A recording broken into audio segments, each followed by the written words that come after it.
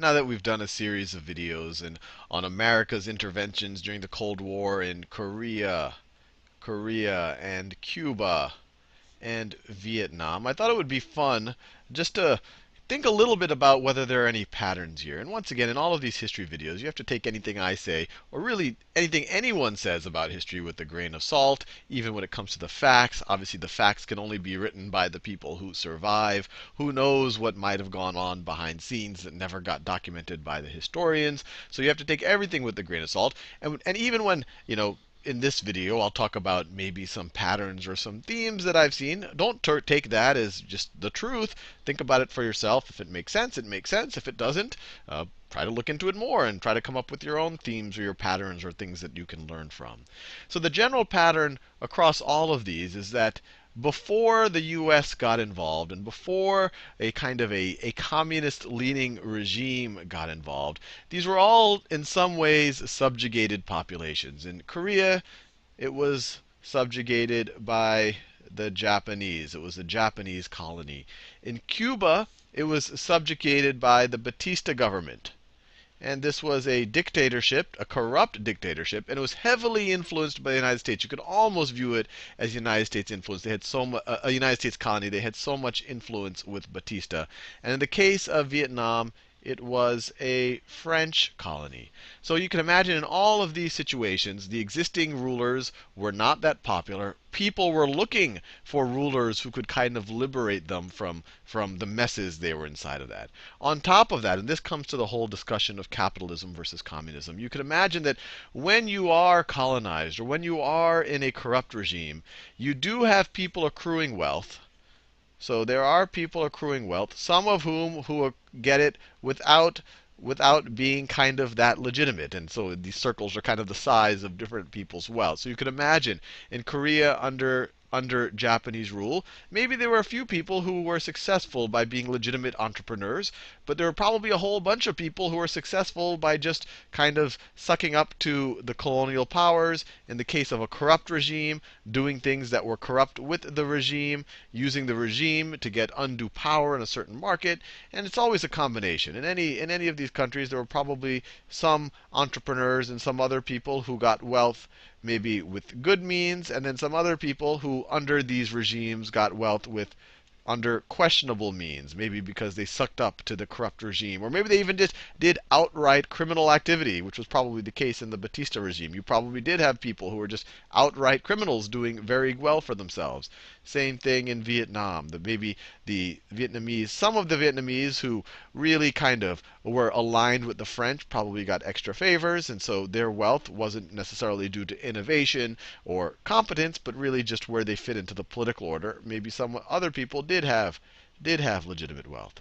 So you imagine when any of these type of situations start to emerge from subjugation. So you start having independence movements in all of these situations. You could imagine it's a very popular notion to run on. And depending on how true it is, but it's a very popular notion to run on to tell people, look, you've seen all of these people who've gotten questionable wealth. And maybe some of these people who got questionable wealth got it by being aligned with our subjugators, by being, to some degree, traitors to our people. And once again, maybe not all the people, but you can see how it's a popular line for someone coming to power when you're emerging from independent or emerging into independence to say, why don't we redistribute wealth? Why don't we take the wealth from this person right here who got it in questionable means and redistribute it to the rest of the society? Why don't we take it from this person over here and redistribute it to the rest of society? Why don't we do that with this person here and redistribute that wealth to the rest of society? And if you're looking for a political ideology that seems to fit with this idea of trying to correct things that maybe looked wrong during the colonial or the subjugated rule, communism seems to fit that. It's kind of a redistributing of wealth, or maybe the state takes over all wealth, or maybe something in between where it's socialist, where the state is redistributing wealth fairly aggressively, but you still have kind of the underpinnings of capitalism. And so you can imagine that communism, especially to a population that where you have many poor people, wealth concentrated in a few people, many of them who were aligned with the old regimes, communism at least seems like a popular notion. And you have people who ride this nationalistic, communistic feeling. In the case of Cuba, you have people like Fidel Castro. People like Fidel Castro. In Vietnam, you have people like Ho Chi Minh. Ho Chi Minh. And then Korea is a little bit different because you did have a communist, nationalist independence movement, but Kim Il sung wasn't necessarily the leader of that movement. That the Soviets actually didn't want any of those people in charge, any of the kind of the nationalist communists, the leaders of those movements. They kind of marginalized them and installed Kim Il sung, probably because he was more aligned with them, but he was communist. Kim Il sung. Now the reality is these guys come in under these very egalitarian, equality for all. Let's get retribution for the wrongs that were done to us before. But probably all of them start to not just redistribute wealth from people who might have gotten it in bad ways, but they're also just redistributing wealth generally.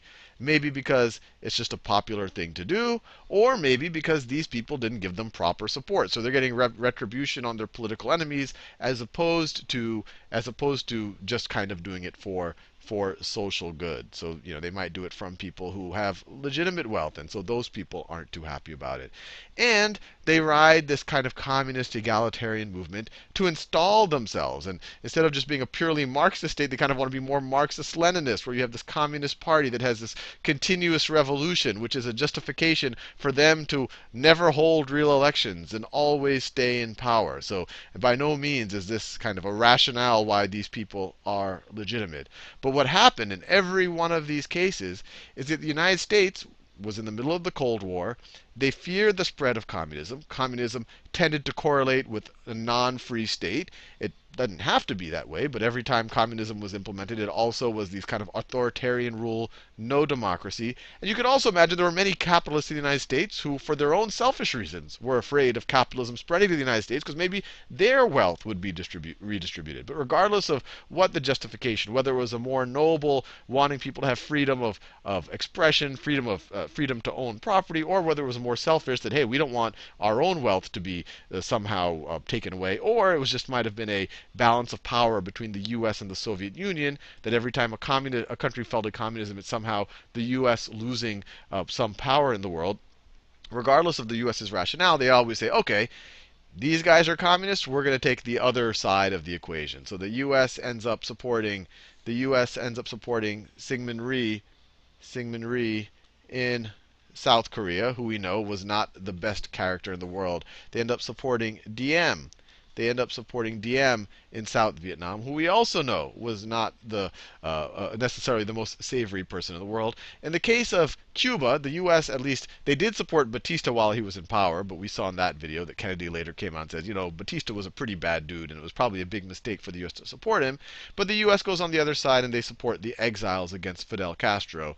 And here, the Cuban exiles, they're not they are definitely not in the category of Syngman Rhee or Diem, and they probably favor democracy and overall good people. But what they probably did feed Kennedy is a story that Fidel Castro wasn't as popular as he actually was. And he probably was more popular, especially after the revolution, because he had this egalitarian, people were getting over Batista, kind of anybody but Batista they would be happy about. Fidel Castro was this charismatic leader who was kind of working for the poor. At least it looked like he was working for the poor. So at least in the get-go, especially the Kennedy administration might have been fed an overly optimistic view that kind of got them involved in the Bay of Pigs invasion and all of that. But this is just the general pattern that happened every time, and every time it ended up in either a U.S. defeat or a stalemate. And take whatever lessons there are from this, but it is a kind of an interesting pattern that had happened multiple times, pretty much every engagement that we had during the Cold War.